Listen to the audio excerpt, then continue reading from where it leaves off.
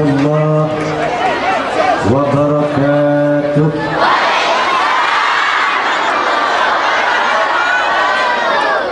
بسم الله الحمد لله الحمد لله الذي أسرى بعبده ليلا من المسجد الحرام إلى المسجد الأقصى. أشهد أن لا إله إلا الله وحده لا شريك له، وأشهد أن سيدنا ونبينا محمدا عبده ورسوله لا نبي بعده. اللهم فصل وسلم وبارك على سيدنا محمد وعلى آله وصحبه ومن والاه. أما بعد. Al-Mukarramun para alim ulama, wabil khusus sahibul hajah Bapak Kiai Haji Surnadi Abdul Majid, bapak-bapak pejabat sipil TNI maupun Polri yang saya hormati, hadirin wal hadirat rahimakumullah. Apa kabar Bu? Baik? Semuanya sehat? Semuanya iman? Yang benar. Ini iman semua ini. Amin. Amin ya Rabbal. Hal ini perlu saya pertanyakan. Kenapa? Karena yang namanya iman gak sama dengan Islam. Paham? Apa? Kalau orang beriman sudah pasti Islam, tapi orang Islam belum tentu beriman. Paham? Sebagaimana satu kisah yang diabadikan oleh Allah Subhanahu wa taala dalam Al-Qur'anul Karim, qalatil a'rabu amanna. Dulu di zaman Nabi, Bu, ada sekelompok bangsa Arab pegunungan datang menghadap Nabi sallallahu alaihi wasallam. Kemudian dengan bangga mereka membuat statement. Kata mereka, "Ya Nabi, kami telah beriman." Namun sebelum Nabi sallallahu alaihi wasallam berkomentar, turun firman Allah Subhanahu wa taala, "Qul lam tu'minu walakin qulu aslamna walamma yadkhulul imanu fi qulubikum." Kata Allah Subhanahu wa taala, katakan ya Muhammad, kamu belum beriman, kamu baru Islam, belum masuk iman ke dalam dadamu.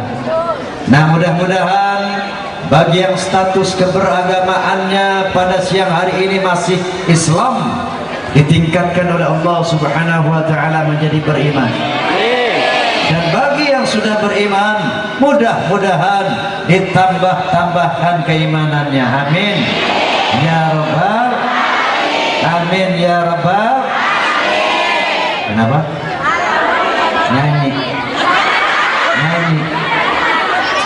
Nyanyi mah kecil euy. Kok gini-gini kan raja dangdut ini. Ntar nyanyi bonus ya, belakangan nyanyi Maya. Yang penting ngaji dulu ya Bu. Nyanyinya ntar jam 5 ya.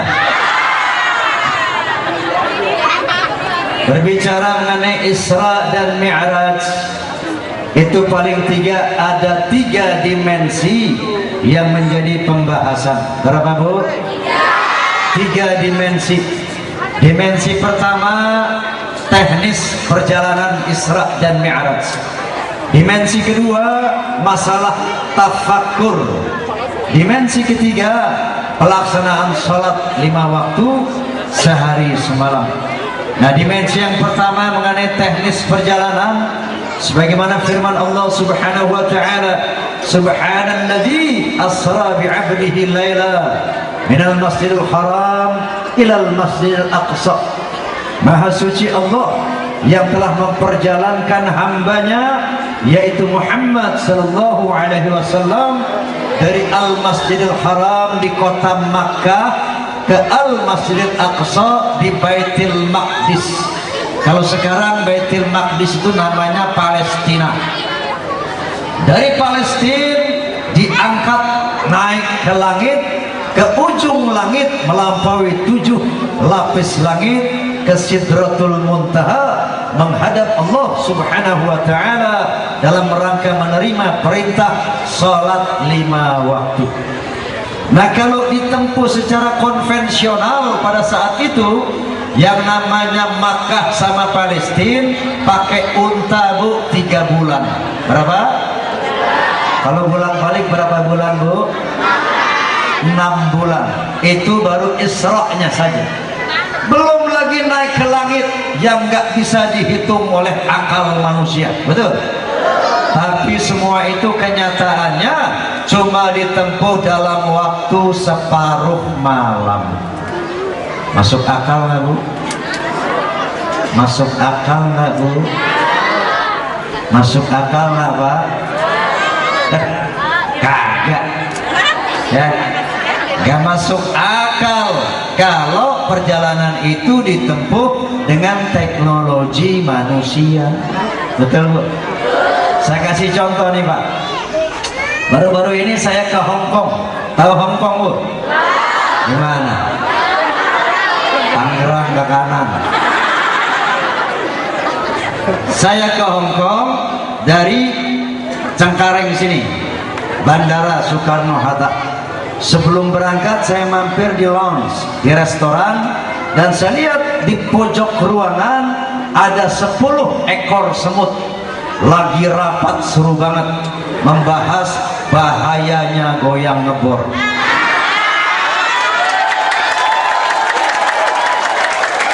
Semut nih ya, saya ambil seekor, saya kantongin, bawa naik pesawat terbang. Pesawatnya Boeing 747, terbang 4 jam sampai Hong Kong. Di sana istirahat 1 jam, kembali lagi dengan pesawat yang sama 4 jam. Jadi bolak-balik jumlahnya 9 jam. Saya kembali ke sudut ruangan di lounge tadi, saya lihat yang 9 ekor masih rapat, makin seru. Udah gitu saya kembalikan yang seekor, dan saya lihatin, ditegur sama yang lain. Hei, lu dari mana lu? Waduh, habis jalan-jalan. Kemana? Ke Hong Kong. Kata yang lain, lu gila apa geblek? Itu kan Hong Kong jauh, nyeberang lautan. Kalau kita ke sana 100.000 tahun belum tentu nyampe. Itu juga syukur-syukur kalau selamat. Nyeberang lautan, bagaimana Anda bisa bolak-balik cuma 9 jam? Tunggu dulu. Saya pergi ke Hong Kong bukan dengan teknologi semut, saya pakai teknologi manusia. Gimana caranya? Yang ngajak saya Bang Haji Roma Irama. Kemudian diajak naik burung besi, pesawat terbang.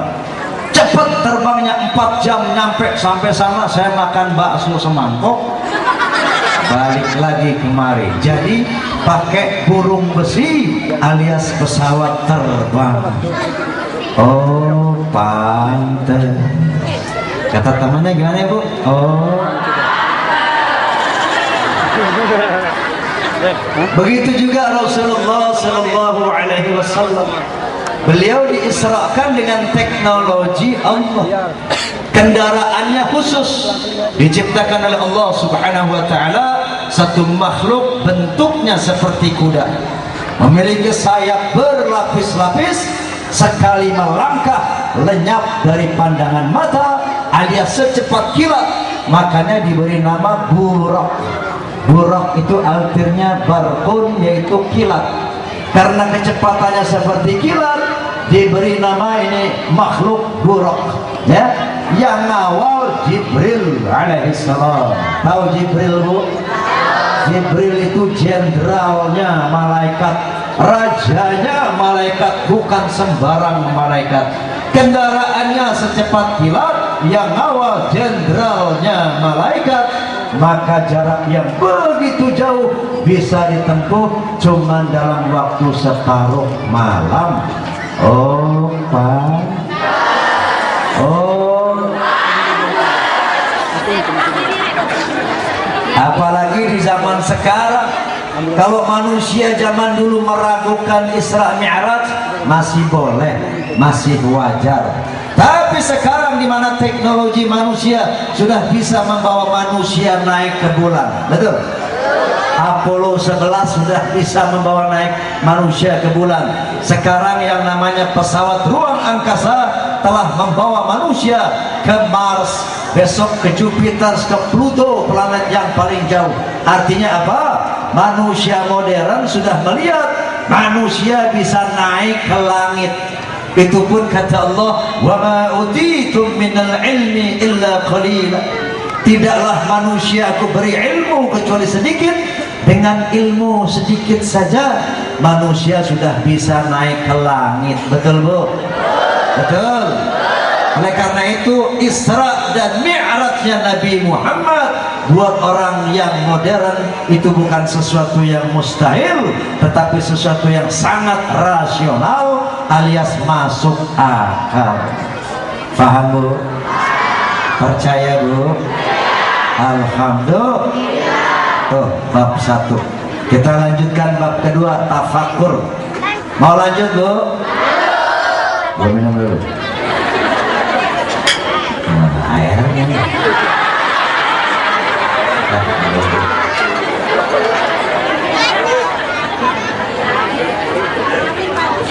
Ini air apa Bu? Kopi nggak ada kopi?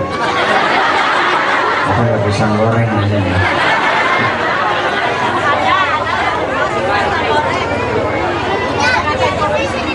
Enggak, gue bercanda. Yang kedua tafakur. Apa tafakur Bu? Berfikir, ya. Sebagaimana firman Allah Subhanahu wa taala, linuriyahu min ayatina. Jadi salah satu tujuan diberangkatkannya Nabi dalam rangka memperlihatkan tanda-tanda kebesaran Allah agar Nabi tafakur, lebih yakin dengan keberadaan dan kebesaran Allah. Nah yang ketiga, sholat 5 waktu. Nah antara sholat dan tafakur ini memiliki korelasi yang sangat kuat, memiliki keterkaitan yang sangat erat. Kenapa? Tanpa tafakur orang gak akan bisa sholat.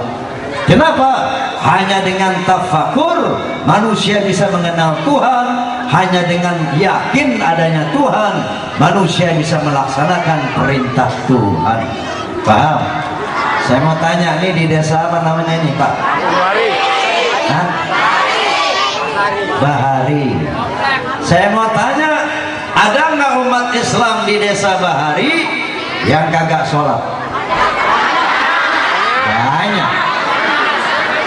Inna lillahi wa inna ilaihi raji'un. Saya mau tanya Pak, ada nggak umat Islam di desa Bahari yang rajin maksiat? Banyak. Inna lillahi. Misalnya tukang mabok-mabokan ada di sini. Tukang pasang pakong togel ada. Banyak. Inna lillahi. Hei, kenapa ada umat Islam enggak mau sholat tapi sebaliknya rajin maksiat? Tahu sebabnya Bu?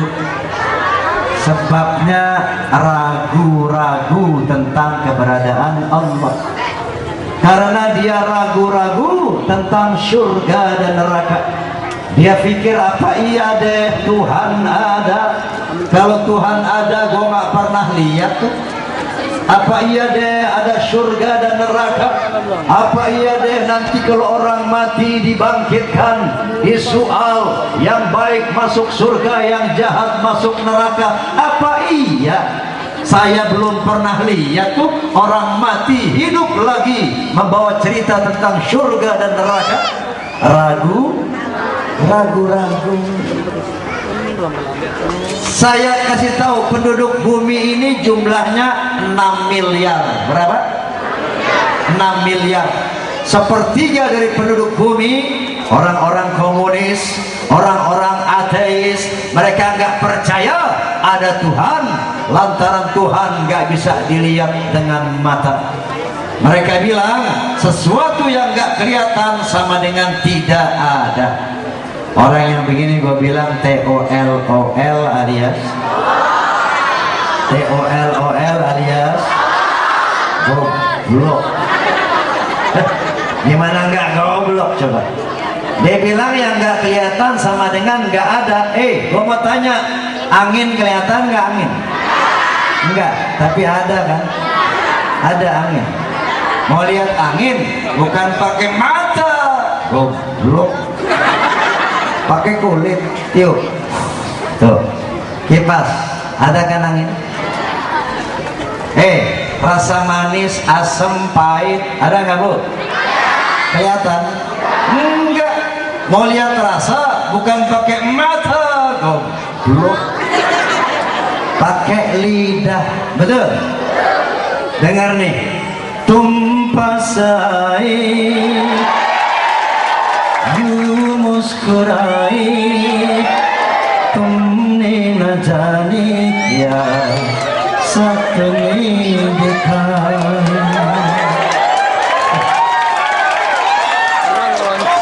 Suka lagu ini ya? Ab to mera dil jage na sota hai kya karu hai kuch kuch hota hai. Apa itu bu? Lagu, suara. Saya mau tanya, suara kelihatan apa enggak? Enggak, tapi ada kan suara. Betul? Mau lihat suara bukan pakai mata, goblok, tapi pakai telinga. Begitu juga mau lihat Tuhan bukan pakai mata, goblok, tapi pakai akal, pakai otak, pakai akal, pakai akal, pakai akal, pakai goblok. Allah itu nggak bisa dipandang oleh mata, bu. Kata Allah subhanahu wa ta'ala, la tudikruhul absar wa huwa yudikul absar. Allah tidak dapat dijangkau oleh pandangan, tapi Allah maha menjangkau segala pandangan. Kenapa? Wa huwal latiful khabir. Allah maha halus. Kita manusia sombong, sok pengen lihat Tuhan, kentut aja lo nggak bisa lihat. Betul? Kentut aja lo nggak bisa lihat, sok pengen lihat Tuhan.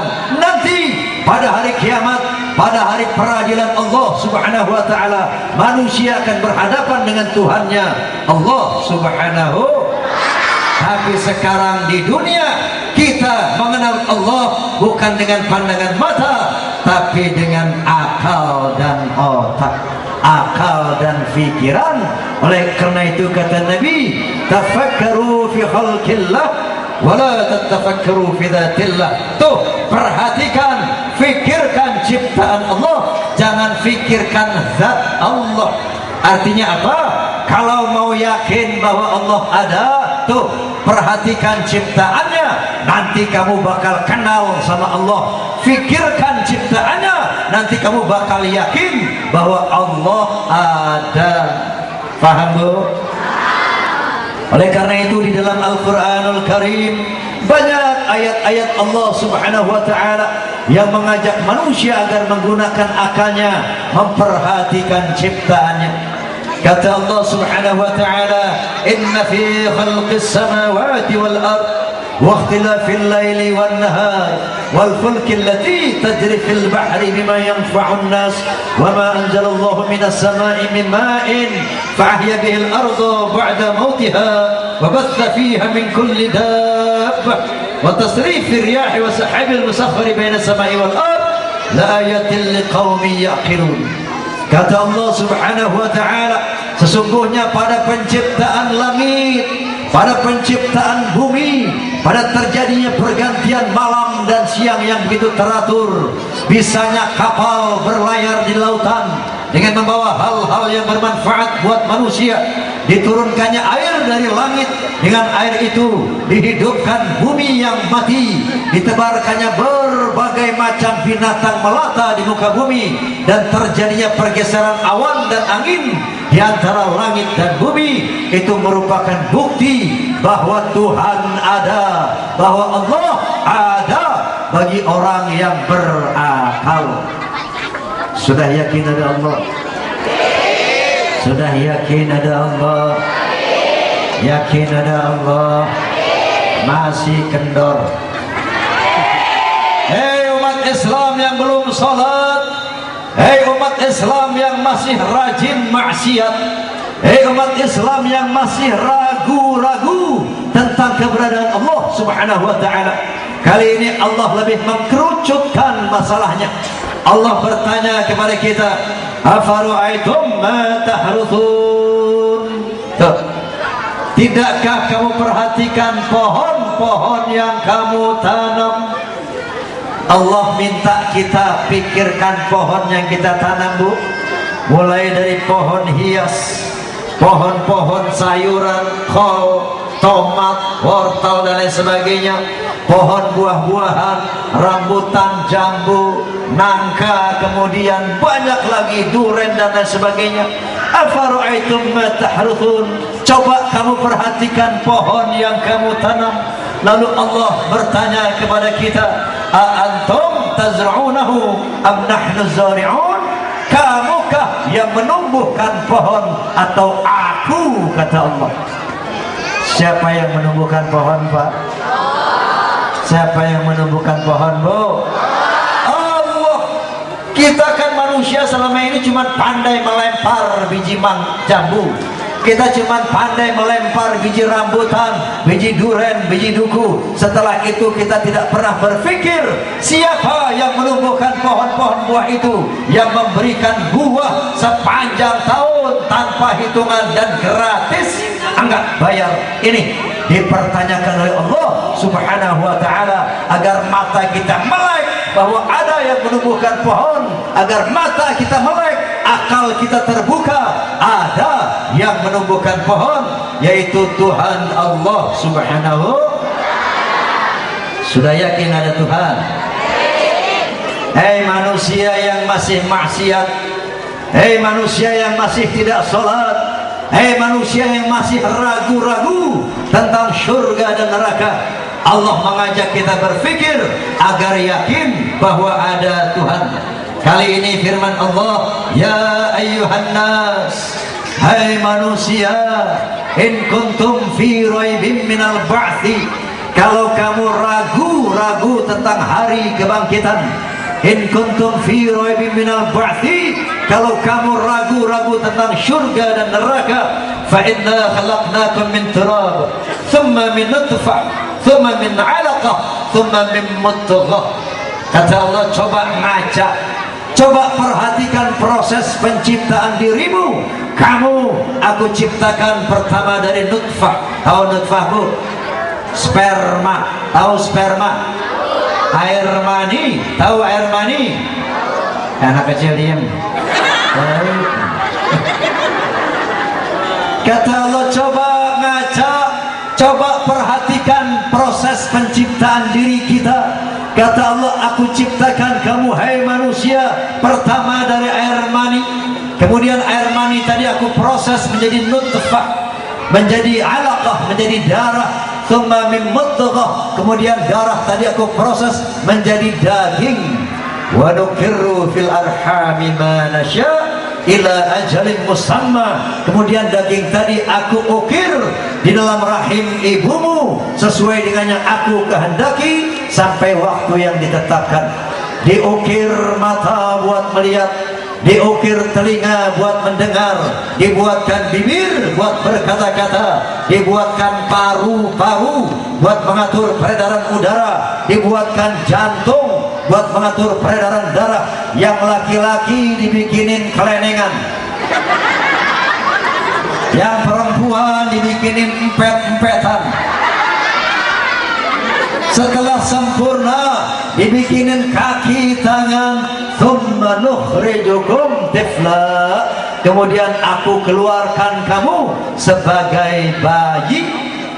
Pertanyaan Bu, Pak, siapa yang membuat bayi dari sperma menjadi manusia? Apakah Bapak? Pak, ente bikin anak nggak Pak? Hei, ente bukannya bikin anak, hei? Bukan. Kalau bukan Bapak, barangkali Ibu. Bu, berasa bikin anak Bu? Berasa.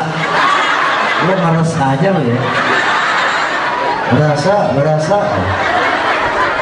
Maksud saya Ibu bukannya bikin mata anak Ibu, bukan. Yang bikin kuping anak Ibu, tangan, kaki, bukan Ibu. Jantung, paru-paru anak Ibu, bukan Ibu yang bikin, bukan. Lah Ibu tiap malam sibuk ngapain?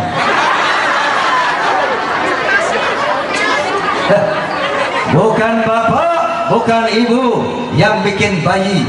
Jadi siapa yang bikin anak Bu? Siapa yang bikin manusia Bu? Allah Subhanahu. Sudah yakin ada Allah? Sudah yakin ada Allah? Alhamdulillah. Oh, namanya iman ya. Dari tafakur menghasilkan iman kepada Allah Subhanahu.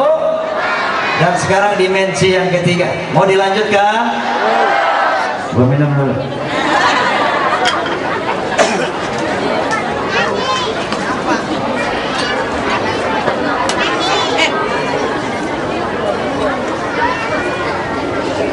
Panas Bu.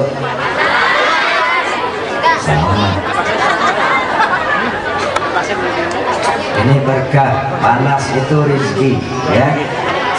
Orang Jakarta, orang-orang kaya kalau mau keluar keringat pakai bayar 150.000.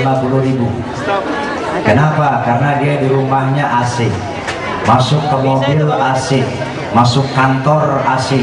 Akhirnya mau keluar keringat, dia pergi ke hotel bintang 5, masuk sauna. Tahu sauna? Ruang uap, itu bayar 150.000 baru keluar keringat. Karena keringat itu adalah kotoran, lemak dan lain sebagainya, betul? Mesti dikeluarin. Nah kita sekarang berkeringat bayar nggak Bu? Gratis. Alhamdulillah. Keringat rahmat ya Bu. Dimensi yang ketiga, sholat 5 waktu. Hati-hati ini Pak ya Bu, sholat hati-hati, awas jangan sampai ada umat Islam nggak sholat. Ini ibadah sholat, ini ibadah yang sangat fundamental dalam Islam. Coba lihat proses perintahnya saja luar biasa. Kalau perintah puasa, perintah ibadah haji, cukup Allah panggil Jibril. Jibril sini, turun ke bumi, temui Muhammad, katakan kepada Muhammad wajib puasa, wajib zakat, wajib haji. Tapi untuk sholat luar biasa. Jibril, yang namanya Muhammad angkat ke langit, bawa ke hadapanku ke Sidratul Muntaha untuk menerima perintah sholat. Luar biasa. Oleh karena itu ibadah sholat tidak sama dengan ibadah yang lain. Sebentar lagi bulan puasa. Saya mau tanya Bu, di bulan Ramadan nanti boleh nggak orang nggak puasa? Nggak boleh. Boleh nggak Bu, nanti di bulan Ramadan orang nggak puasa? Boleh ya. Kalau situasi dan kondisinya tidak memungkinkan, boleh nggak puasa. Sebagaimana firman Allah, "Man kana minkum maridan aw ala safarin fa'iddatun min ayyamin ukhra." Barang siapa nanti di bulan Ramadan ada yang sakit atau di dalam perjalanan, boleh nggak puasa. Nanti diganti kalau sudah sehat, kalau sudah kembali ke rumah ya. Bahkan kata Allah, wa 'alal ladzina yutiqunahu fidyatun tu'amu miskin. Barang siapa yang sudah tua renta atau punya penyakit yang menahun yang nggak sembuh-sembuh, boleh nggak puasa seumur hidup. tapi bayar fidyah setiap 1 hari nggak puasa, kasih makan 1 orang miskin. Bagaimana kita sakit miskin pula, boleh nggak puasa, boleh nggak bayar fidyah, ya Bu? Jadi puasa boleh nggak puasa kalau sikonnya memang tidak memungkinkan. Begitu juga ibadah haji, Pak. Berdosa nggak orang Islam nggak naik haji, Pak? Tidak berdosa kalau memang tidak punya kemampuan secara ekonomi. Kata Allah Subhanahu wa taala, "Walillahi 'alan nasi hajjul bait man istata'a ilaihi sabila." Wajib pergi haji bagi yang mampu melaksanakan perjalanan ke sana. Kalau nggak punya duit nggak berdosa, ya Bu. Tapi lain dengan ibadah sholat, Pak. Bapak punya duit kayak miskin kayak wajib sholat, sehat kayak sakit kayak wajib sholat. Jangankan baru pusing-pusing sedikit, Bu, jangankan baru masuk angin mules-mules sedikit, seandainya kita baru tabrakan kereta api, putus kedua tangan kita, putus kaki kita, tapi selama kesadaran masih ada, wajib sholat. Masya Allah. Ya Allah, saya nggak bisa sholat berdiri, kaki saya putus, wajib sholat nggak bisa berdiri, silahkan sambil duduk. Ya Allah, saya juga nggak bisa sholat sambil duduk, pinggang saya putus, oh wajib sholat nggak bisa duduk, silahkan berbaring. Seperti itu wajibnya sholat. Jangankan dalam keadaan aman, lagi perang kata Allah, wa in khiftum farijalan aw rukbana. Kalau kamu dalam keadaan perang, dalam keadaan takut kepada musuh, tetap wajib sholat walaupun sambil berlari ataupun sambil berkendaraan. Begitu hebatnya, begitu fundamentalnya sholat. Kenapa? Karena sholat ini adalah identitas keislaman manusia. Sholat adalah manifestasi keimanan manusia. Kalau ada seorang manusia mengatakan saya beriman kepada Tuhan, tapi dia tidak sholat, gombal, bohong besar. Betul? Nah, dan juga identitas manusia. Contoh, kalau di dunia identitas keislaman manusia cukup dengan KTP. Betul? Nama solehin, pekerjaan tukang ojek, agama Islam, kata siapa? Kata KTP, ya, kata Pak Lurah. Nama Zulaikha, pekerjaan tukang rujak, kata siapa? Agama Islam, kata siapa Islam, Bu? Kata KTP, kata Pak Lurah. Nanti kita mati ditanya oleh Allah Subhanahu wa ta'ala, namamu siapa? Zulaikha. Apa agamamu? Islam. Mana buktinya? Oh, saya nggak bawa KTP, ya Allah.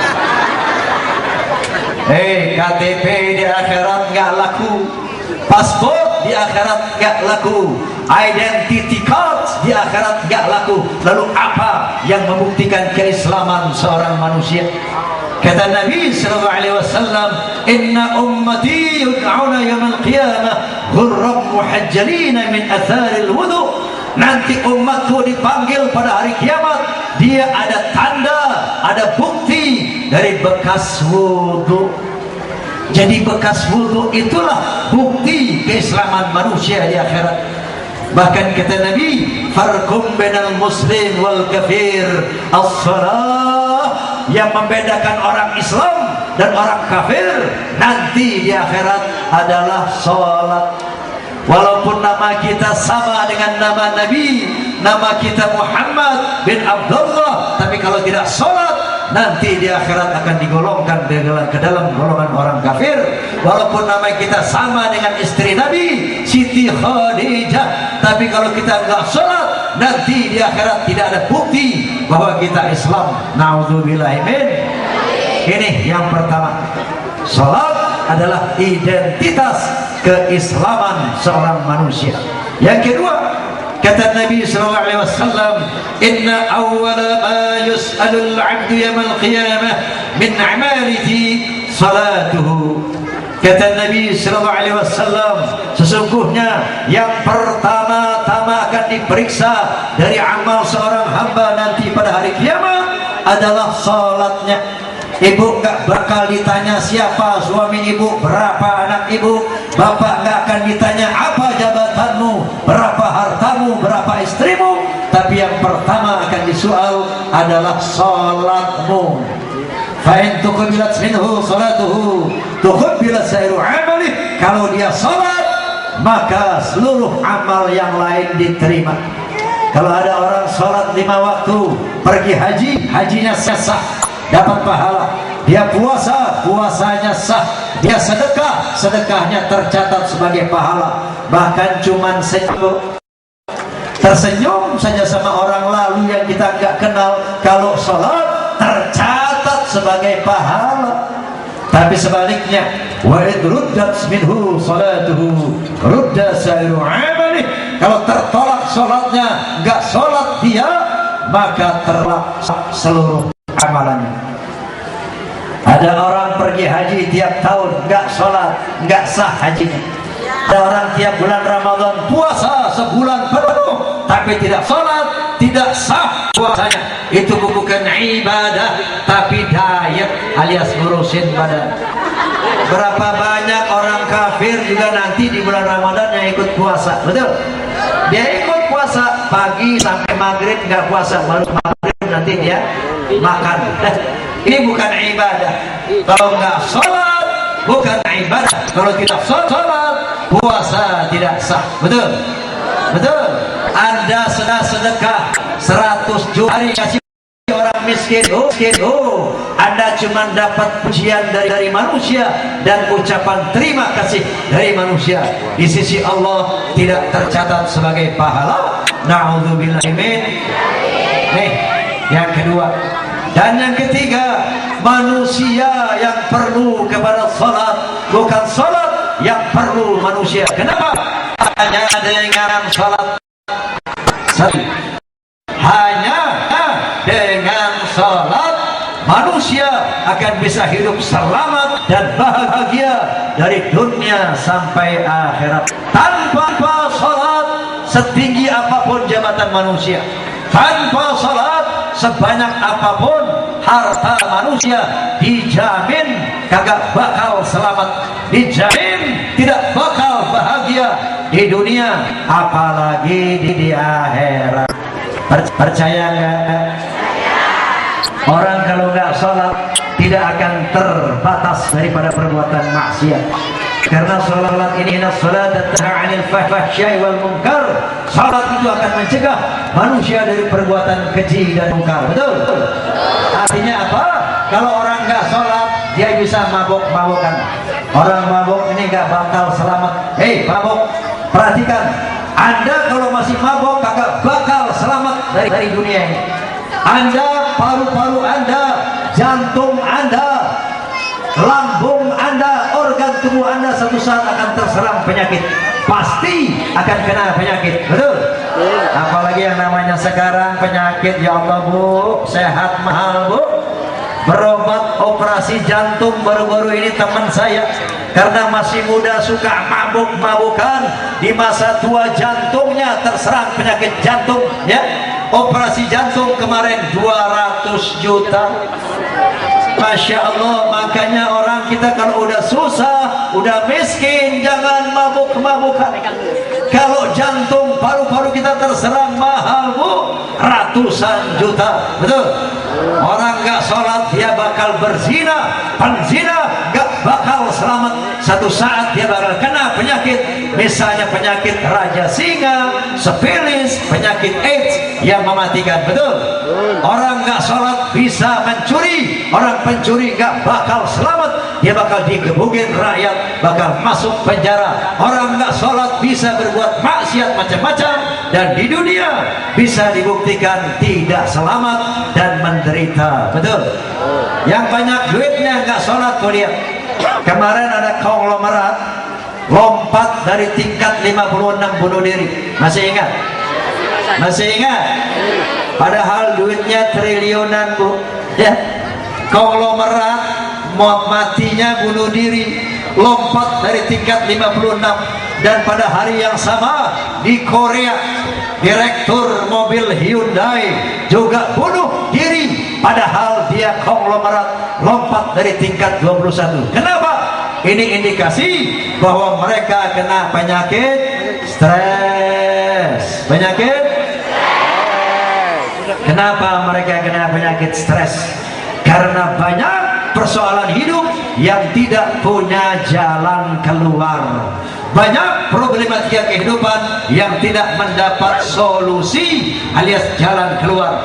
Tapi bagi orang yang salat, dijamin tidak akan kena penyakit stres.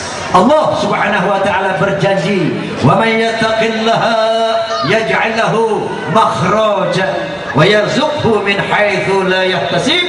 Barang siapa yang salat, yang bertakwa kepada Allah, akan selalu aku berikan jalan keluar dan akan diberikan rezeki dari jalan yang tidak diduga-duga.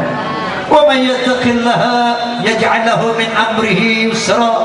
Barang siapa yang takwa kepada Allah, dijadikan segala urusannya menjadi mudah, Bu. Ngurus ini mudah, itu gampang. Enggak ada kesulitan hidup, semuanya dipermudah oleh Allah Subhanahu. Itu baru di dunia diberikan kemudahan hidup, diberikan rezeki, diberikan jalan keluar, diberikan kebahagiaan. Nanti belum lagi di akhirat akan diberikan surga Allah Subhanahu. Ini jadi nggak ada cara lain. Siapa yang mau selamat bahagia di dunia sampai akhirat, tidak ada pilihan lain kecuali melaksanakan takwa kepada Allah Subhanahu. Kenapa? Apalagi zaman sekarang ya Bu ya. Zaman sekarang ini Masya Allah, pengaruh negatif globalisasi itu yang masuk lewat televisi mengerikan, mengancam moralitas bangsa, mengancam keutuhan akidah umat Islam. Apalagi perempuan, coba lihat yang namanya di televisi sekarang perempuan, ya Allah, udah macam-macam Bu. Dulu yang namanya you can see, tahu you can see, baju tangan buntung nggak boleh di televisi, haram. Tapi sekarang lihat, udah terbiasa dengan tangan buntung ditingkatkan. Perempuan sekarang cuma pakai baju setali, kiri kanan pakai kabel kecil sekali. Ini haram, ini nggak biasa. Tapi mereka bikin agar umat Islam menjadi terbiasa dengan dosa. Terus tiap malam ditayangkan perempuan pakai baju setali. Akhirnya umat Islam terbiasa melihat wanita pakai baju setali.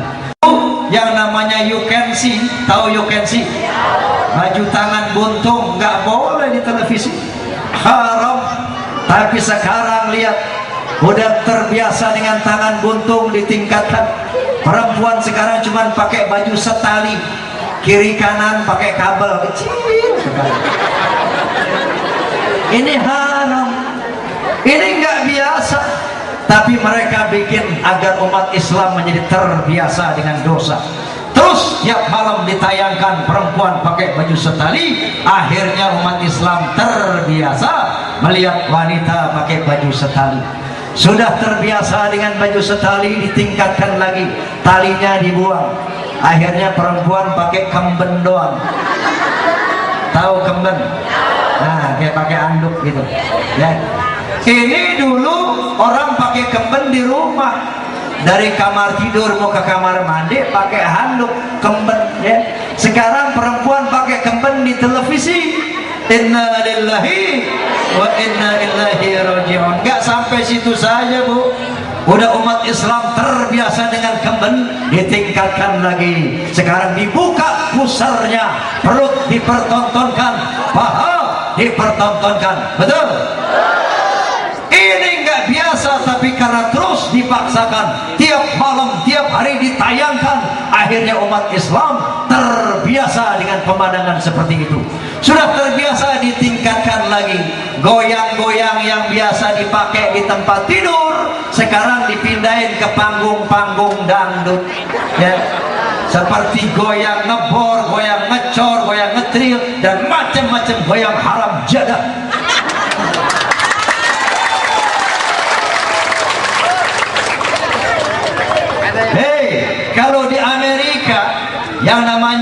Madonna, Jennifer Lopez, Britney Spears, mereka memperlihatkan pusar, memperlihatkan paha, mau goyang-goyang erotis seksual. Itu negara mereka, itu budaya mereka, itu agama mereka. Masa bodoh teuing. Begitu juga kalau di India yang namanya Kajol, Karisma Kapoor, Hema Malini mempertontonkan pusar, paha, pantat, goyang-goyang erotis. Itu agama mereka, itu budaya mereka. Sabodo amat. Tetapi ini Indonesia, Bung, yaitu negara Islam terbesar di dunia, yang menurut ajaran Islam semua itu adalah asyaddu haraman, haram yang besar, asyaddu haraman, haram yang berat, yang tidak boleh dipertontonkan di muka umum. Faham, Bu? Faham, Pak? Kenapa nggak boleh dipertontonkan? Karena dalam hukum Islam itu adalah aurat, sesuatu yang dilarang. Aurat ada 3. Ada berapa? Ada 3. Yang pertama aurat qauliyah, yaitu aurat ucapan, kata-kata cabul, kata-kata porno yang bisa merangsang birahi, itu aurat, ya. Yang kedua aurat badaniyah, bagian-bagian tubuh yang kalau dipertontonkan bisa membangunkan birahi. Yang ketiga aurat fi'liyah, yaitu gerakan-gerakan tubuh yang apabila digerakkan bisa membangkitkan birahi. Nah, aurat badaniyah ada 2 macam. Ada aurat sughra, aurat kecil, ada aurat kubra, aurat besar. Aurat kecil seperti rambut, ini aurat juga, ya, tapi aurat kecil. Tangan, ini aurat kecil. Kaki, aurat kecil. Kalau dipertontonkan, dosanya dosa kecil. Insya Allah dengan mengambil air wudhu, dengan sholat, itu dosa kecil bisa terhapus. Kalau aurat kecil, ya, kelihatan rambut, ambil wudhu, nanti hilang itu dosanya. Tapi kalau belahan dada, pusar, paha, ini aurat besar, dosanya dosa besar bagi yang mempertontonkan, dan tidak bisa hilang cuma dengan air wudhu dan sholat. Hilangnya dengan taubatan nasuha, dengan taubat baru dosa-dosa aurat besar itu hilang. Makanya Allah berfirman, ya ayuhan nabi kulli azwajika wa banatika wa nisa'il mu'minin yudnina alaihinna min jalabibihin. Kata Allah subhanahu wa ta'ala, wahai nabi, perintahkan istri-istrimu, perintahkan anak-anak gadismu, perintahkan wanita yang beriman agar mereka menutup tubuh mereka dengan jilbab. Saya mau tanya, Bu, udah pakai jilbab belum, Bu? Udah pakai jilbab belum? Ibu udah pakai jilbab, Bu? Oke, sekarang saya mau tanya, jilbab yang mana, Bu? Coba tunjuk jilbab yang mana, Bu? Ini, ya. Bu, jilbabnya mana? Tunjuk, Bu. Ini. Inilah perempuan kita nih, banyakkan salah kaprah. Begitu ditanya jilbab, ditunjuk yang di kepala. Ini bukan jilbab. Yang di kepala itu kerudung. Tahu? Jilbab mau tahu artinya apa? Jilbab itu artinya baju longgar. Faham, Bu? Jilbab itu baju longgar. Kalau di negara-negara Islam itu yang namanya abaya, yang hitam itu, yang nutup itu, yang longgar itu jilbab. Ya, mau pakai celana boleh, bisa dibilang jilbab, tapi celana longgar. Pakai kaos boleh, tapi kaos longgar, itu namanya jilbab. Faham, Bu? Kalau yang di kepala ini kerudung, yang kata Allah subhanahu wa ta'ala, wal yadribna bi khumurihinna ala juyudihin, tutuplah dada kaum wanita dengan kerudung.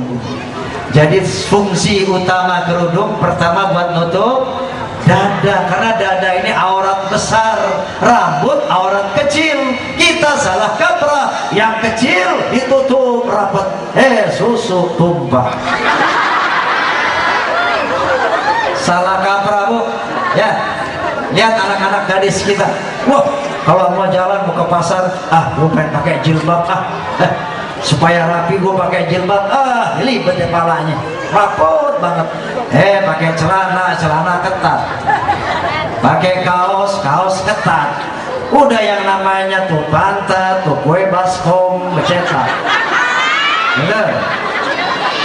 Tinggal cowok yang ngeliat meriang tanggung panas dingin. Lu ngeliat cewek pakai ketat-ketat meriang kan? Meriang. Kenapa? Ini kudrat. Positif negatif kelihatan korsleting, betul. Makanya Allah suruh tutup dengan jilbab supaya lekuk tubuh yang merangsang birahi itu tidak kelihatan. Itu aurat. Nah, sekarang lihat di televisi, itu penyanyi dangdut yang dangdut sekarang udah jadi panggung pelacur, udah jadi panggung mesum, panggung comberan, betul. Padahal gue dulu yang bawa dangdut dari pinggiran menjadi primadona musik Indonesia. Saya yang membuat revolusi musik dangdut. Makanya gue marah ini dangdut diacak-acak kayak begitu. Ya, enak aja lo. Nah ini lihat, mereka bilang kan saya tertutup muka lu jauh, ditutup dengan pakaian yang begitu ketat. Ini aurat, sama aja lo nggak pakai baju, betul? Udah ketat, itu pantat lo putar-putar depan muka orang. La ilaha illallah Muhammadur Rasulullah. Ini maksiat ibu-ibu, ya. Nah, kenapa Allah memerintahkan menutup wanita dengan jilbab? Ada dua alasan, Bu. Yang pertama, zalika adna ayyu'rafna, agar mereka lebih dikenal sebagai muslimat. Tuh, jati diri, identitas. Kalau ada cewek lihat pakai jilbab, pakai kerudung, oh itu umat Islam. Identitas, kita tunjukkan bahwa kita ini Islam. Tunjukkan dengan identitas, dengan penampilan. Nih yang pertama gunanya, ya Bu. Yang kedua, fala yu'dzaina, supaya mereka tidak dikurang ajarin, supaya mereka dihormati, supaya mereka tidak diganggu, supaya mereka tidak diperkosa. Jangan tiru orang kafir di Amerika tuh ya. Saya pernah membaca surat kabar Amerika, judulnya The USA Today. Di dalam surat kabar itu ada seorang periset yang mengatakan bahwa di Amerika, di Eropa, setiap 15 menit terjadi satu perkosaan. 15 menit sekali ada sebuah perkosaan. Kenapa? Karena di sana aurat sudah begitu terbuka, aurat sudah begitu bebas. Sampai-sampai di Amerika dan Eropa nggak ada anak perempuan 10 tahun masih gadis, masih perawan, nggak ada.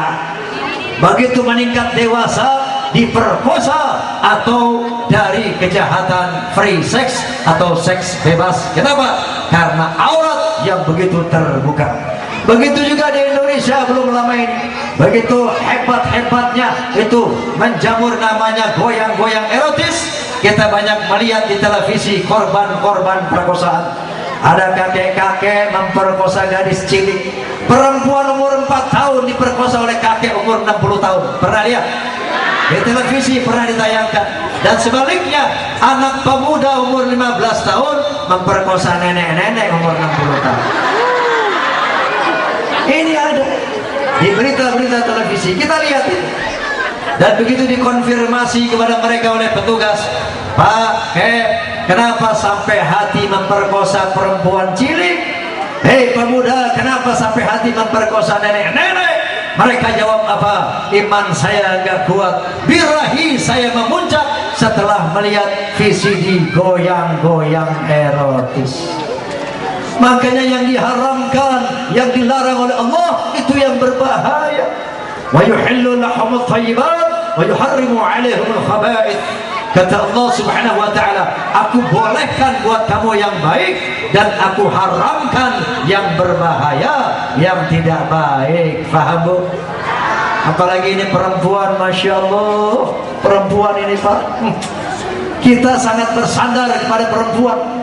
Kata Nabi, An-nisa'u imadul bilad, in saluhat sulhal bilad, wa in fasadat fasadal bilad. Wanita itu tiang negara.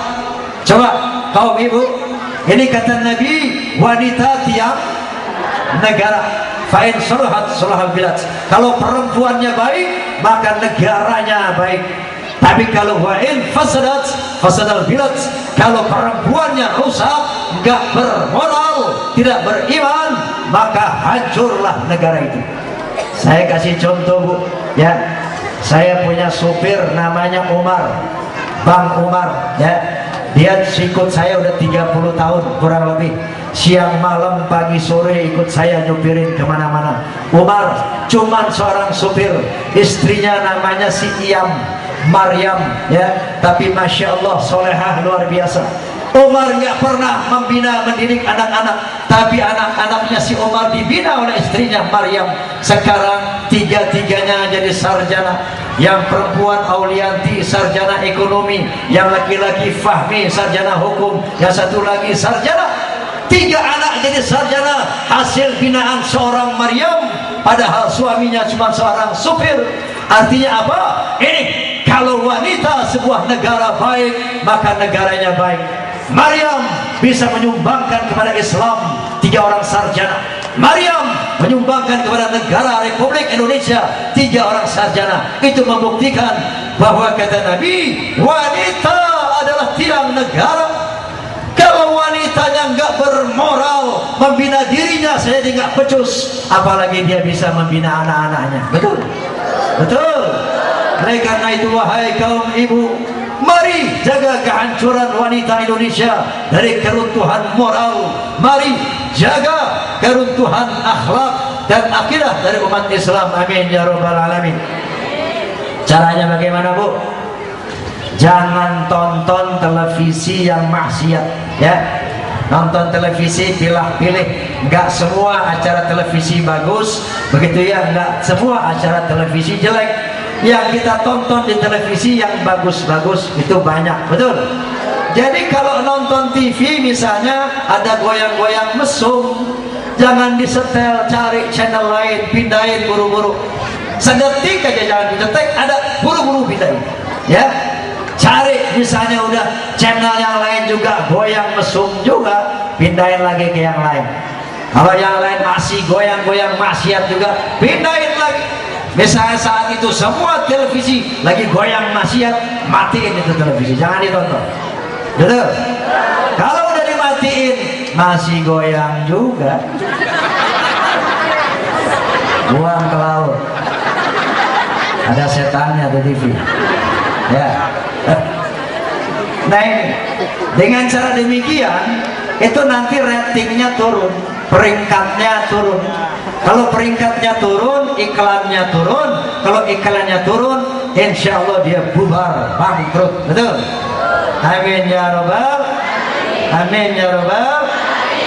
Kenapa? Nyanyi. Mau nyanyi? Oke. Ya.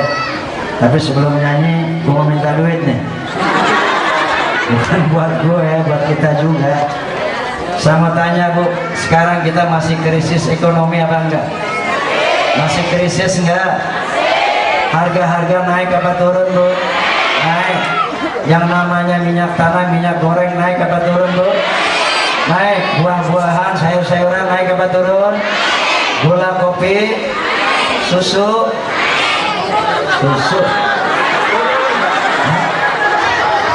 Saya tanya yang benar, susu naik apa turun? Susu naik apa turun Pak? Yang bilang turun otaknya ngeres. Bonanya beneran harganya turun. Bu, saya mau tanya, di era krisis seperti sekarang ini, ada nggak dagang yang untungnya 100 kali lipat? Nggak ada. Mau saya kasih tahu Bu, dagang yang untungnya 700 kali lipat. Mau Bu? Mau dagang untung 700 kali lipat Bu? Mau Pak? Dagang dengan Allah Caranya bagaimana? Infak fi sabilillah, ya. Infak fi nanti. Infak fi sabilillah, ya.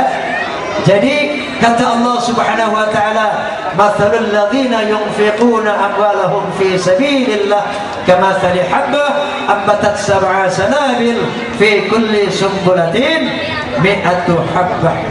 Perumpamaan orang yang berinfak di jalan Allah seperti sebuah biji yang menumbuhkan 7 tangkai, pada setiap tangkai tumbuh 100 biji. Artinya apa? Orang yang berinfak di jalan Allah, beramal jariah, sedekah, itu akan diganti minimal 700 kali lipat. Masya Allah, Bu. Ya, ini kesempatan. Ini Pak Kiai sedang membangun pesantren. Ini pesantren ini benteng akidah kita, Pak. Benteng moral, benteng umat dari serbuan pengaruh negatif globalisasi. Oleh karena itu secara moral kita harus memelihara, membangun pesantren di wilayah kita. Karena ini benteng moral anak-anak kita, Bu. Betul? Di samping itu dengan berinfak kita bukan tambah miskin, tapi dijanjikan oleh Allah akan tambah makmur. Amin. Amin ya rabbal alamin. Yuk, silakan diedarkan. Mana petugasnya? Di sini mana petugasnya? Silakan diedarkan. Sambil membaca salawat kepada Nabi. Mudah-mudahan nanti di akhirat kita akan mendapat syafaat dari Rasulullah sallallahu alaihi wasallam. Allahumma shalli wa sallim wa barik alaihi. Salatullah salamullah ala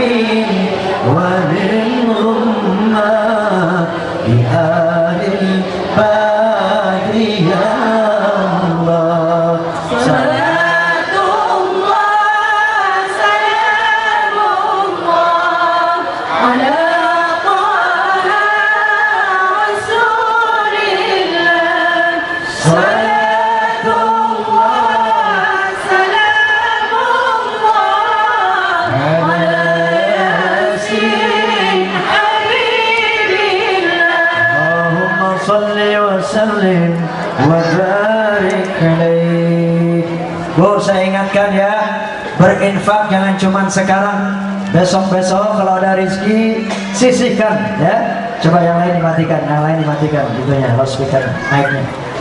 Sisihkan, cari amal jariah. Nih, bangun pesantren kita ya. Karena di samping rezeki jadi makmur, Bu, dengan infak itu bisa nolak bala. As-sadaqatu tadfa'ul bala, kata Nabi ya.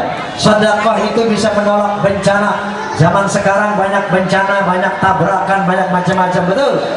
Dan ini juga sedekah sadaqah, infak fi sabilillah, bisa menolong kita nanti kalau kita mati. Kata Nabi sallallahu alaihi wasallam, "Idza mata ibnu Adam inqata'a 'amaluhu illa min thalathin, sadaqatin jariyatin wa 'ilmin yantafa'u bihi wa waladin salihin yad'u lahu." Bila mati seorang manusia, dia tidak bisa lagi menolong dirinya kecuali 3 hal. Di samping ilmu yang manfaat, anak yang saleh yang berdoa buat si mati, dan amal jariyah yang bisa meringankan dosa kita, yang bisa menambah pahala kita nanti di akhirat. Oleh karena itu, rajin-rajin berinfak ya Bu. Selesaikan pesantren kita ya Bu. Amin ya rabbal. Nah baik, sekarang sesuai dengan janji saya akan tutup majelis ini dengan sebuah lagu. Setuju? Tapi saya minta supaya lebih berkesan ya, kita kur rame-rame, nyanyi rame-rame. Mau? Setuju?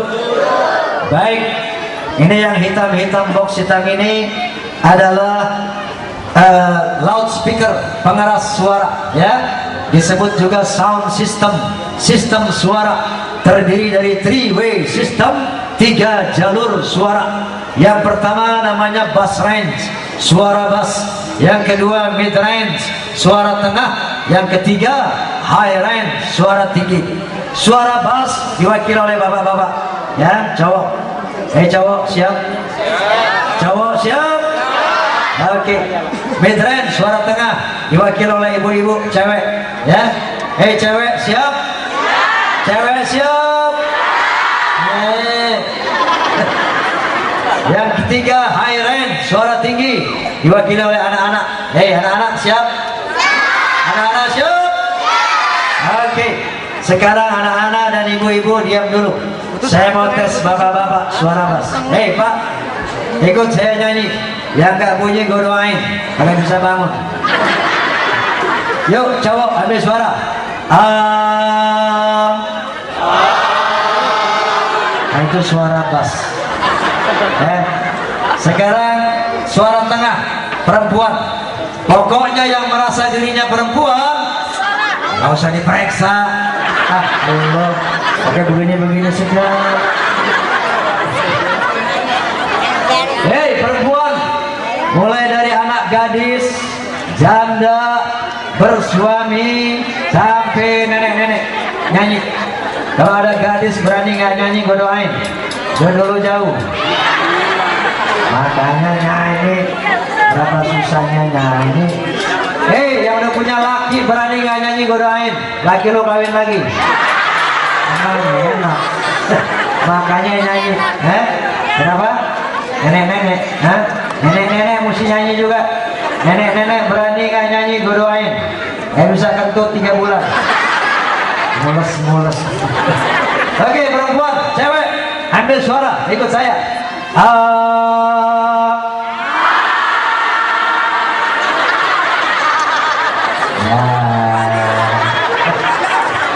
Emang Pak, perempuan di mana-mana sama begitu. Main gede. Oke, high range, suara tinggi. Anak-anak, mana anak-anak? Anak-anak. Semuanya nyanyi ya, nyanyi semua anak-anak. Kalau ada yang gak bunyi, kalau dia laki, gua sunatin 2 kali. Oke, anak-anak semuanya ambil suara.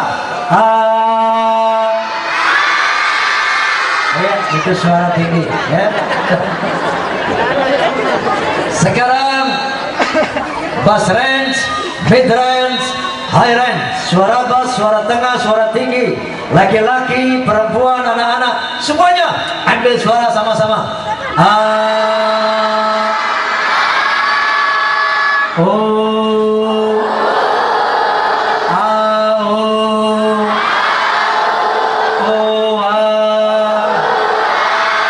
Persis tangan kanan-kanan. Oke, kita udah ambil suara ya. Sekarang latihan kur. Latihan apa? Kur. Lihat ya, kurnya ada 2 macam. Berapa? Ada 2. Yang pertama namanya wirid. Caranya begini, kalau tangan saya jatuh bunyi gampang kan?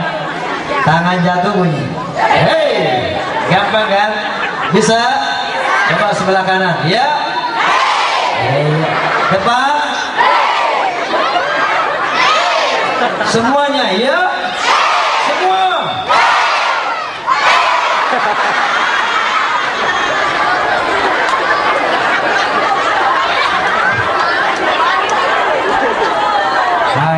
Hai, tangan gua jatuh bunyi. Kur yang pertama, kur yang kedua, wirid huha. Apa? Huha, ya. Jumlahnya sama dengan rukun Islam 5, sama dengan Pancasila 5. Caranya begini, dibuka dengan hu, ditutup dengan hu, selingannya ha, jangan lebih dari 5 kali, ya.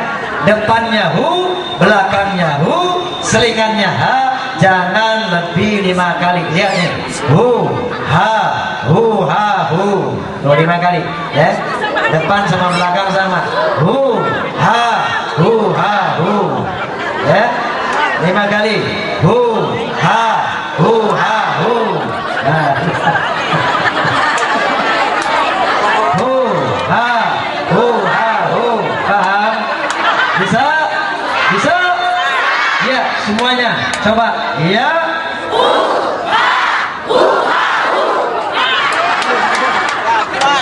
Oke.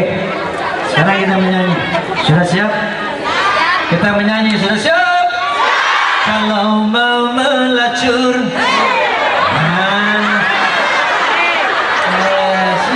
Siap. Siap apanya lo? Last test. Tes terakhir. Ayo, tes terakhir, ya.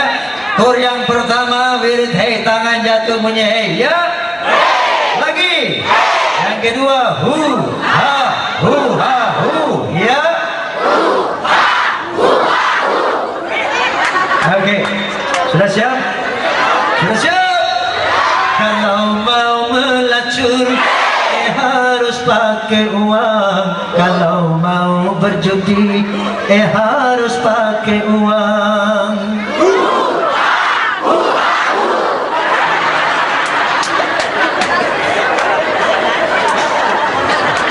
Mau mabuk-mabukan harus pakai uang. Mau haram-haraman harus pakai uang.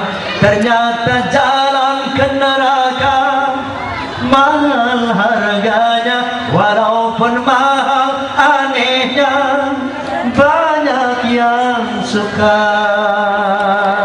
Betul? Allah ternyata sangat kasih dan sayang kepada manusia, sampai-sampai neraka ditarif dengan harga mahal. Coba lihat jalan-jalan ke neraka, main judi bayar apa enggak? Mabuk-mabukan bayar apa tidak? Melacur bayar apa enggak? Nah, bayar benjol balik. Betul? Dan sebaliknya, surga ditarif dengan harga murah, bahkan gratis. Percaya enggak surga gratis? Percaya enggak? Yuk lihat jalan-jalan menuju surga. Melaksanakan zakat hanya bagi yang mampu, melaksanakan haji hanya bagi yang mampu.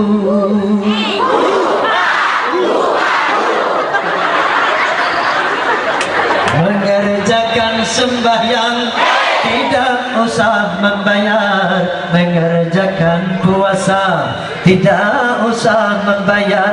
Ternyata jalan yang ke surga murah harganya, walaupun murah anehnya banyak yang ogah. Betul? Pak, udah tahu surga belum Pak? Bu, mau tahu surga Bu? Mau tahu surga? Di surga Bu, ya, semua orang muda, ibu-ibu, bapak-bapak, semuanya muda. Gak ada kakek-kakek, gak ada nenek-nenek di surga. Artinya apa? Bukan nenek dan kakek kalau mati gak masuk surga, tapi yang matinya nenek-nenek, kakek-kakek nanti di surga dibangkitkan dalam usia yang muda, ya. Kurang lebih usia penduduk surga itu antara 17 sampai 20 tahun. Dan penduduk surga Bu, sorry aja ya Bu, mukanya nggak jelek-jelek begini nih. Nggak usah tersinggung. Kita nih bangsa Indonesia kalau dibandingkan dengan orang Barat termasuk jelek kita nih, betul? Coba lihat orang Barat diciptakan oleh Allah Subhanahu wa Ta'ala, kulit mereka putih seperti salju, mata mereka biru hijau seperti permata, rambut mereka pirang seperti emas, padahal orang kafir, betul? Betul. Sebaliknya lihat tuh orang-orang Islam di Jazirah Afrika, ada bangsa Somalia, bangsa Nigeria, bangsa Senegal, mereka Islam tapi diciptakan oleh Allah, Masya Allah, wajahnya buruk, hitam, legam, bleketek. Betul? Umat Islam gak usah kecil hati. Kenapa? Wajah di dunia ini wajah formalitas, ya, wajah pinjaman, bukan wajah abadi, wajah sementara. Nanti di akhirat wajah manusia bukan wajah yang dipakai di dunia. Nanti di akhirat wajah manusia akan sangat tergantung dengan amal perbuatan manusia itu sendiri. Walaupun sekarang cantik, tampan seperti bintang Hollywood, seperti bintang Bollywood, tapi kalau mereka tidak beriman dan bertakwa kepada Allah, nanti dibangkitkan di akhirat jauh lebih buruk dari makhluk yang paling buruk. Sebaliknya, walaupun di dunia ini diciptakan jelek, pesek, tapi kalau dia beriman bertakwa kepada Allah, nanti dibangkitkan di akhirat jauh lebih cantik, jauh lebih tampan dari bintang film manapun di dunia ini. Ini janji Allah Subhanahu wa Ta'ala. Kata Allah Subhanahu wa Ta'ala, nahnu qadarna bainakumul maut wa ma nahnu bimasbuqin ala an nubaddila amsalakum wa nunsyi'akum fi ma la ta'lamun. Kata Allah, aku yang akan menentukan kematian di antara kamu, hai manusia, dan aku tidak bisa dikalahkan, dan aku akan merubah wajahmu nanti di akhirat dalam bentuk yang belum kamu ketahui, tentunya sesuai dengan amal perbuatan kita masing-masing. Mau cantik selamanya Bu? Mau muda selamanya Bu? Mau masuk surga Pak? Yang mau masuk surga bilang amin. Amin. Amin.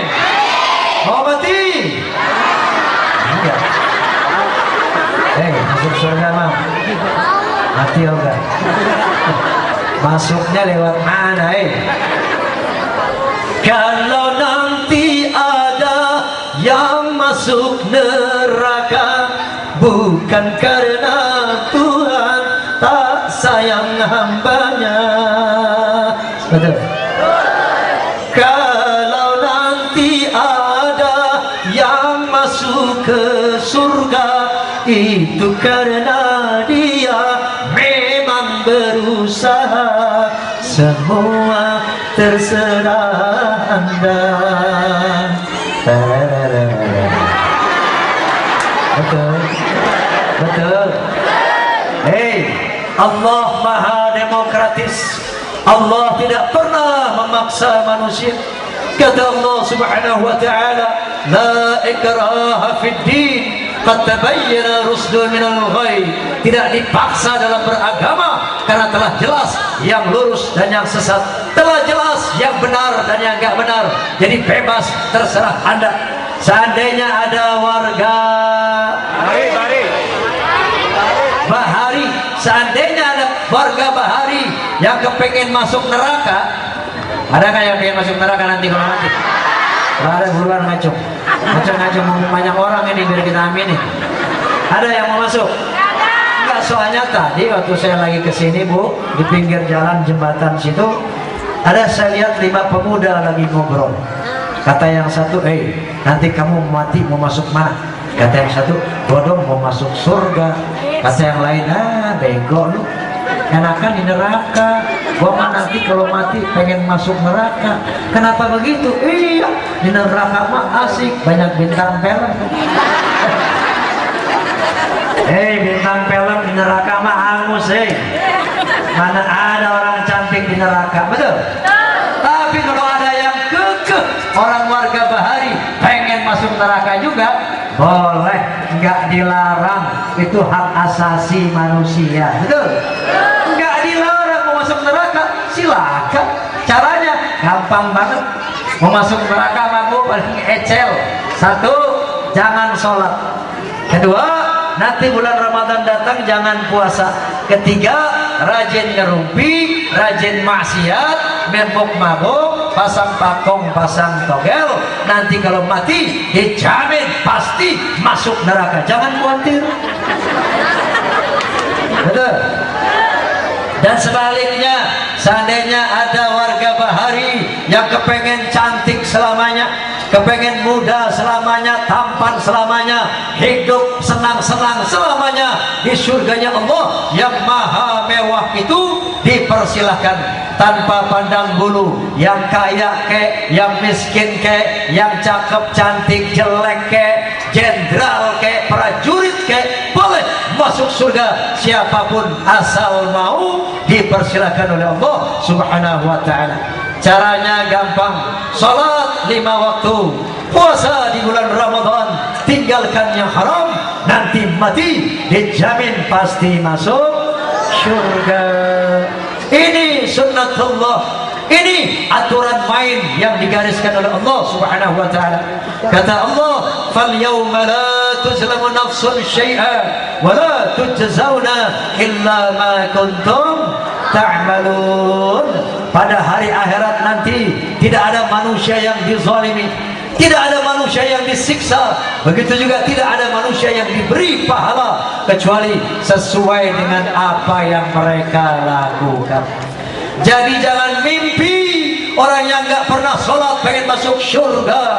Jangan menghayal ahli maksiat bakal bebas dari api neraka. Apa yang kita tanam sekarang di dunia, itu yang akan kita petik nanti di akhirat. Apa yang kita lakukan sekarang di dunia, itu yang akan kita rasakan di akhirat. Oleh karena itu, mari sama-sama kita baca suratul Fatihah. Bibarakatil Fatihah, wabijahil Fatihah, wabisiril Fatihah. Kita mohon kepada Allah Subhanahu wa ta'ala agar dosa-dosa dan kesalahan kita di sini diampuni oleh Allah Subhanahu wa ta'ala. Kita mohon kepada Allah Subhanahu wa ta'ala agar kita diberi taufik, hidayah dan inayah, agar dapat secara konsisten melaksanakan perintah Allah dan menjauhkan larangannya sampai mati nanti. Sehingga dengan demikian kita berhak untuk memperoleh kehidupan yang selamat, bahagia dari dunia sampai akhirat. Ala hadhihi niyyah wa ala kulli niyatin salihah wa ila hadratin nabi. Al-Fatihah. أعوذ بالله من الشيطان الرجيم. بسم الله الرحمن الرحيم. الحمد لله رب العالمين الرحمن الرحيم مالك يوم الدين إياك نعبد وإياك نستعين اهدنا الصراط المستقيم صراط الذين أنعمت عليهم غير المغضوب عليهم ولا الضالين. أستغفر الله العظيم أستغفر الله العظيم أستغفر الله العظيم. بسم الله الرحمن الرحيم. الحمد لله رب العالمين حمد الشاكرين حمد الناعمين حمدا يوافي نعمه ويكافئ مزيدا. يا ربنا لك الحمد كما ينبغي لجلال وجهك الكريم وعظيم سلطانك.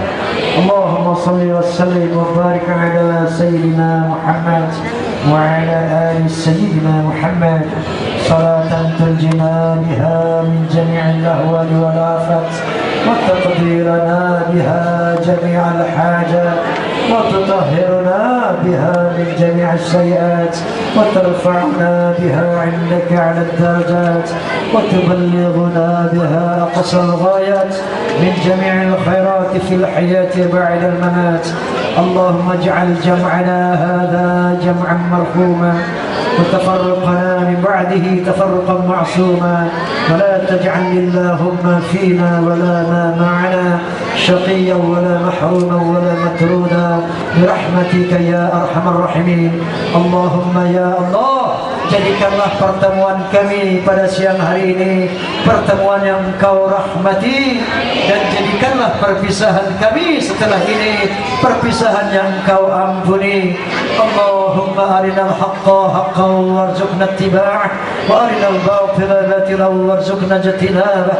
Allahumma ya Allah, perlihatkanlah kepada kami bahwa yang hak itu hak, bahwa yang benar itu benar, dan berikan kekuatan kepada kami untuk melaksanakan kebenaran itu, dan tunjukkan kepada kami ya Allah bahwa yang batil itu batil, yang salah itu salah, dan berikan kekuatan kepada kami untuk menjauhkan kebatilan dan kesalahan itu. Rabbana atina fid dunya hasanah wa fil akhirati hasanah wa qina adzaban nar wa adkhilna al-jannata ma'al abrar ya aziz ya ghaffar ya rabbal alamin. Subhana rabbika rabbil izzati amma yasifun wassalamun alal mursalin walhamdulillahi rabbil alamin. Qabul insyaallah.